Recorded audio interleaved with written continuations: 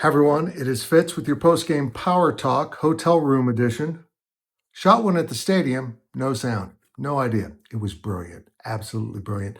So now you get the second rendition of it. It won't be as good, but you won't know the difference, will you? K-State loses 23-17 at Arizona in another not good enough performance. And after the game, we spoke with Chris Klieman. If you haven't watched his postgame podcast, his postgame press conference, pause this, go watch that. Welcome back. He was incredibly honest. He didn't rage. That's not his normal style. And it was made clear to me that everything he said to us was what was said in the locker room. And a lot of accountability. He made it very clear that he and his coaches have to do better. And I just don't think the coaches are doing this team any favors.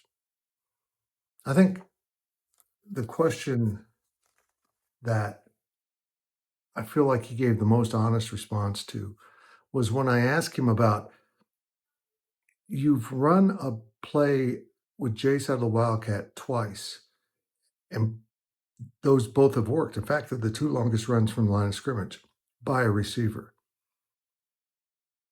Why don't you open up the playbook more? What? Every time they seem to do something a little bit different, it works. In other words, it tells me that Kansas State has been an easy scout. They're taking away Avery Johnson and his designed run ability. That's obvious. It's just not there. And also, let's be honest, the offensive line sucks. It is not playing well. But I asked Avery about this, or someone did. He's honest. He said it's not that the runs aren't called. Most of them are zone reads, and they're just keying on him. Why wouldn't they? Because the running backs have been so inefficient. But it's on the scrambles where I think the real problem is. He will throw the ball away or force it when he could have picked up 3-4 yards. That's got to change. And I understand how defenses are taking him away.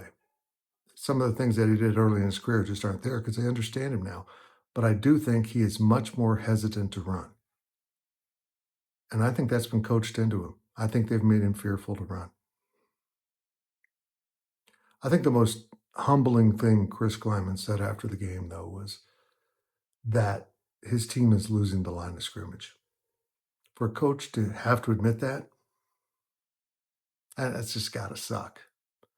And as I said, he was straight up honest. They're getting beat at the point of attack. In some ways, it was miraculous that K-State was even in this game because the first half was a mess. They had 3 points at half, behind 17-3. And the 3 points came on a muff punt by Arizona, and K-State lost yardage on that possession and still kicked a field goal from Luis Rodriguez. And then fortune smiled on them to start the second half. They pulled that play out. First play from scrimmage in the second half. Jace Brown is a Wildcat, fakes the handoff to Avery. Defense is keyed on Avery. And Jace sees holes better than the running backs and better than Avery Johnson because there were defenders all around. And you know what he did? He missed them. He avoided them. It seems to be hard to do for this team. And honestly, a lot of times there is no hole. And Jace was gone. But see, as I said on X when that played, they want to protect their quarterback from these hits so they don't run him very often. And yet they will run the valuable wide receiver who's about 20 pounds lighter. Which doesn't make sense. At the end of the day, the coaches are not doing a good job. They're getting out-coached in every game. The play calling is, with a few exceptions, as I said, just vanilla. They keep throwing short of the sticks on must-pick-up first downs, and they rarely pick it up. They had 1 3rd and 2 that they threw behind the line of scrimmage and lost yardage. This doesn't make any sense to me. And I don't think it makes sense to Chris Klieman.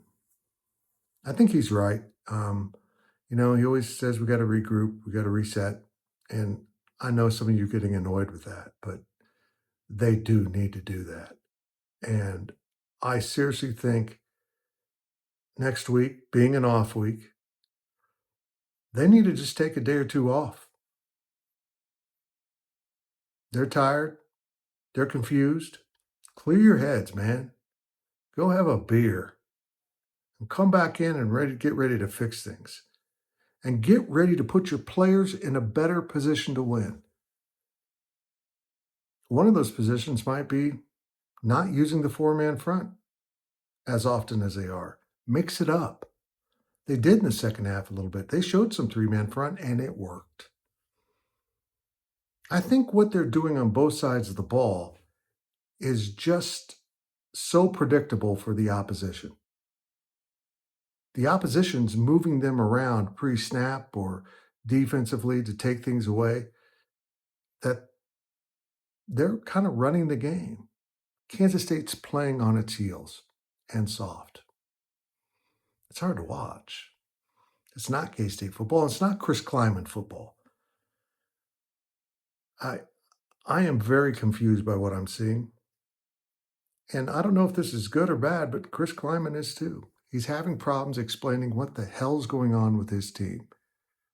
Again, hit the reset, come back and try to get better. They need to get healthy. They dug deep into the bench tonight because they needed to. This was the fourth one-score game of the season for Kansas State. And they're 1-3. They're only 0-1 in the Big 12. So mathematically, this isn't over. Not even close. But here's where the math gets difficult. Even if they improve, they're not going to be the team I thought they would be. Are they capable of going 5-3 the rest of the way to get bowl eligible? Even in an optimistic scenario, I have problems believing that. You've got some pretty darn good teams on the schedule. Teams that believe in themselves. Teams that have talent. And I'm going to say this emphatically for all of you who say they don't have talent on this team. This is one of the most talented athletic K-State teams in a very long time. I think it's Chris Klieman's most athletic and talented. And yet, here they are. Why? Because athleticism and looking good, getting off the bus isn't the whole game.